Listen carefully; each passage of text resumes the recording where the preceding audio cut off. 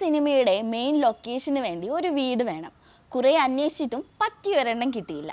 അവസാനം ഒരു തീരുമാനത്തിലെത്തി. 20 ലക്ഷം രൂപയുടെ ഒരു വീട് സെറ്റിട്ടിട്ട് അത് പൊളിക്കാം, വേറെ വഴിയില്ലല്ലോ.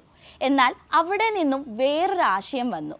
ഒരു വീടിന് വേണ്ടി വരുന്ന പണം ഉപയോഗിച്ച് ഡിസേർവിംഗ് ആയ ഒരാൾക്ക് ആ വീട് കൊടുക്കാം. ഇങ്ങനെ ഒരു ആശയം ഇതിനു മുൻപ് ഏതെങ്കിലും സിനിമയിൽ ആപ്ലിക്കബിൾ ആയ പോലെ കേട്ടിട്ടുണ്ടോ? എങ്കിൽ സിനിമാ ചരിത്രത്തിൽ തന്നെ ആദ്യമായി നമ്മുടെ അൻപോട് കൺമണി ടീമാണ് ഇങ്ങനെ ഒരു ആശയം പ്രാവർത്തികമാക്കിയത്. 70 ദിവസം കൊണ്ട് 28 ലക്ഷം രൂപ ചിലവിൽ സ്കൈവിങ്സ് എന്ന കമ്പനിയുടെ സഹായത്തോടെ ഒരു വീട് നിർമ്മിച്ചു. ഷൂട്ടിംഗ് സമയത്ത് ഷൂട്ടിംഗ് ലൊക്കേഷനായും സെറ്റായും ഉപയോഗിച്ചു.